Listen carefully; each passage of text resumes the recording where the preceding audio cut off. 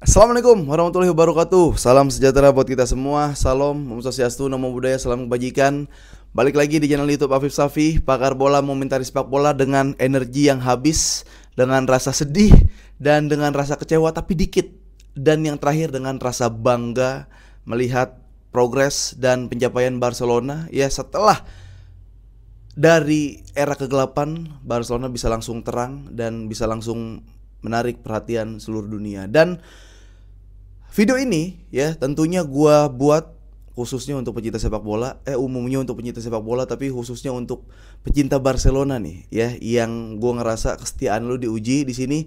Video ini gue bikin untuk kalian ya, yang pertama mungkin ya ada support moral nih yang pengen gue kasih ke lu karena lu kayak ya sedih gitu, sebel, gregetan. Ini gue akan kasih tahu nanti ya mungkin sedikit bisa mengobati rasa kesedihan lo. Dan video ini gue bikin untuk teman-teman fans Barcelona yang pengen mengeluarkan keluh kesah, ya rasa apa ya, gregetan gitu, rasa aduh ini harusnya bisa kayak gini, harusnya. Silakan di komen aja nanti ya siapa aja pemain yang kurang, harusnya tuh Barcelona bisa ke final tapi apa kayak gitu-gitunya. Silahkan kalian mengeluarkan pendapat kalian. Dan video ini ditunjukkan khusus untuk fans Barca yang sejauh ini masih setia mendukung Barcelona. Karena seperti yang gue katakan ya, kita mendukung tim dan berada di tengah-tengah tim favorit kita bukan ketika saat piala diangkat, tapi kita mendukung tim di mana ketika pemain kita pulang dengan tangan kosong, tapi kita ada membuat mereka matanya selalu menyala. Itu ya. Nah, tapi sebelum lebih lanjut, ini gua beneran baru selesai match. Bayangin guys, itu 90 menit aja itu kita ikut capek, ikut ngos-ngosan ya. Ini 120 menit ya, segala kebobolan lagi. Udah energi habis, sedihnya ada, kesel campur aduk. Jadi tapi it's okay, karena apa? Karena gue ngerasa seperti yang tweet gue bilang. Gue bilang gini, kalaupun nanti kalah, please kekalahannya jangan yang aneh-aneh, jangan yang blunder gitu. Walaupun banyak yang blunder, tapi semua ketutup. Gue ngerasa, gue bukan so bijak, semua ketutup dengan permainan Barcelona yang seperti ini. Ya semua fans sepak bola itu nonton Barcelona dan Inter menganggap itu adalah kualitas pertandingan yang harusnya berada di partai final. Ya itu absolut cinema, lebih absolut apa ya, di atas absolut tuh.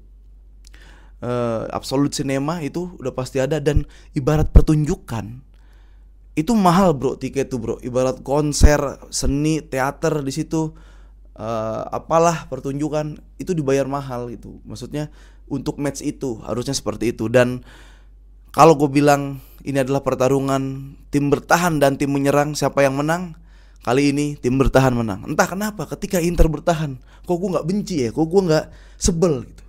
Nah tapi sebelum ke match, gue mau nyenengin fans Barcelona dulu nih. Sebenarnya gue juga sedih, cuma ini kenyataannya seperti ini gitu. Dan seperti yang gue katakan, kita ini tugasnya adalah menurunkan ekspektasi tapi meningkatkan dukungan. Yang harus kita sadari adalah Barcelona sekarang sudah berada di luar ekspektasi. Ya lu bayangin, ini tim yang lagi nyusruk ya, lagi jatuh di era kegelapan, tiba-tiba dia nggak ngecas, dia nggak meningkatkan segi dinamisnya gitu, naik persenannya, eskalasinya gitu persenannya, tapi tiba-tiba langsung terang. Nah ini Barcelona nih yang gue bilang, ibarat dia sakit, dia nggak ada pemulihan, penyembuhan, fit, dia langsung bugar, langsung lari. Itu Barcelona ya. Siapa yang nyangka Barcelona sejauh ini sampai di semifinal guys ya. Gua yang beneran ngulik Barcelona, itu gua juga gak duga ada di semifinal. Tapi dengan adanya Barcelona di semifinal ya jadi muncullah harapan-harapan yang diberikan oleh bocah-bocah yang umurnya masih muda tapi secara permainan veteran. Itu yang harus kalian sadarin. Jadi yang namanya proses sepak bola itu pasti ada. Nah, lagi dan lagi gue bilang ya, kalau Liga Champions, event cup seperti knockout gini, Liga Champions terutama, itu kan faktornya banyak. Lu harus punya kualitas, mentalitas, dan faktor luck. lucknya ini lagi ada di Inter. Ya, dia tiba-tiba punya Yann Sommer, beda banget. Emang jago lah dia emang kiper bagus gitu, di Liga Italia juga bagus. Tapi kan beda banget Yann Sommer di leg pertama sama di leg kedua. Kok bola-bola susah, bola-bola aneh. Itu udah ketepis, udah kena juga gitu. Gue ngerasa kayak pas terakhir Lamine Yamal placing itu kena, itu kayak oh udah nggak bisa, ini udah nggak bisa, ini udah milik Inter ya. Dan yang gue katakan juga clue-cluenya udah gue kasih tahu padahal di episode sebelumnya, bahwa biasanya setiap final Liga Champions jarang banget dua-duanya finalisnya adalah tim-tim yang sama-sama menyerang, enggak. Jadi harus ada satu yang bertahan. Ya, jadi harus ada satu yang bertahan, ada satu yang menyerang. Makanya sebenarnya nih Arsenal masih bisa lolos harusnya. Dan seperti data dan statistik, setiap di Munchen harus ada juara baru. Gue nggak tahu. Tapi kalaupun Inter yang juara, ikhlas ya, beneran asli. Karena gue juga bingung, kok gue nggak benci gitu Inter main parkir, Inter main counter. Itu ntar gue jelasin. Tapi ini dulu Barcelona ya guys, kesetiaan diuji di sini. Kalian harus ingat progresnya Barcelona. Pemain juga umurnya ini masih 17. Umurnya masih 17-an, ada 19. Dan kita lihat lapis keduanya. Ya, kita bukan kayak City. Ya, kalau misalkan siapa dulu Haaland diganti, yang main si Alvarez gitu. Siapa diganti dulu ketika menang final, gantiannya itu 11-12. Ini kan kayak, ya gue seneng Eric Garcia main bagus tiba-tiba, tapi pas Hector Ford melempem gitu. Si Gerard Martin gitu di babak pertama drop, babak kedua bagus gitu. Padahal kan kayak ya kita butuh yang 90 menit konsisten gitu. Bahkan Rapinya, oke, terima kasih dia golin gitu. Cuma gue belum ngelihat Rapinya tuh kayak nggak mau main tadi. Untung golin, kalau nggak buset, jalan kaki, nggak ngambil, nggak bantuin ngepres. Tapi is oke lah. Jadi ada beberapa pemain yang gue catat yang agak kuring ya, tapi kadang impactnya juga bagus. Olmo babak pertama aneh banget, tapi babak kedua golin gitu. Jadi gini, yang bikin lucknya nggak datang itu adalah ketika kita butuh pemain kita ini, pemain Barcelona ini semuanya nggak usah top perform lah, main normal aja. Ini enggak, segala ada yang underperform gitu. Jadi ya itu sih konsistensi sih yang gue lihat tuh ketika 2-0, 2 sama, pas 3-2 lagi di atas angin, gue juga mikir kok nggak defense gitu. Kok nggak defense ya Christensen, Araujo, aduh ini Araujo. Nanti deh gue bahas Araujo sendiri. Jadi gue ngerasa ya, nih gue simpulin lagi teman-teman, kalian boleh sedih, kalian boleh kecewa, dikit aja kecewanya. Kalau menurut gua match tadi adalah pertandingan kualitas final. Kalau pertunjukan itu tiketnya mahal. Dan Barcelona kalah dengan hormat. Ya, Inter menang bermartabat.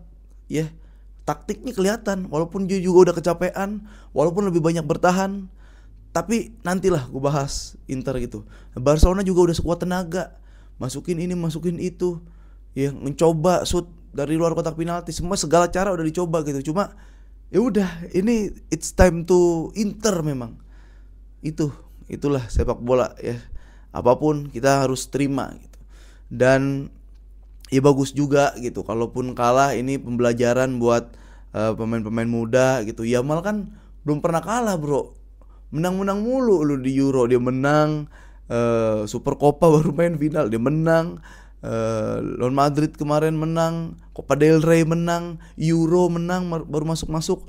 Dia biar ngerasain kalah lah. Maksud gue biar nggak mungkin yang ini orang nggak pernah kalah tatak nggak ada kayak gitu. Jadi apalagi buat lu yang baru ngefans sama Barcelona, mungkin gara-gara Yamal, ya lu lihatlah pas di era gelap kayak gimana. Ini belum ada apa-apanya gitu. Cuma memang kita emang butuh luck-lucknya itu. Lucknya itu kan kayak bisa dari pemain juga, lucknya juga entah dari kiper. Ya itu. Ini gue mau support moral kalian dulu aja gitu. Dan nggak ada alasan buat benci Barcelona ya. Orang-orang fans Inter bahkan ya, yang ngerasa ini ya absolute cinema, pertandingan yang luar biasa gitu.